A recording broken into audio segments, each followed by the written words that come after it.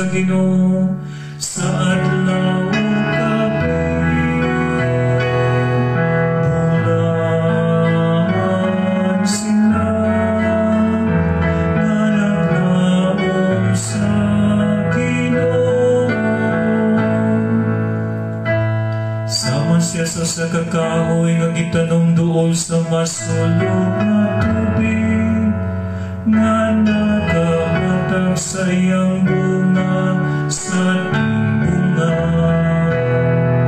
O ang iyang dahon dili gayud manarag, bisag sa iyang buhaton ulang pos.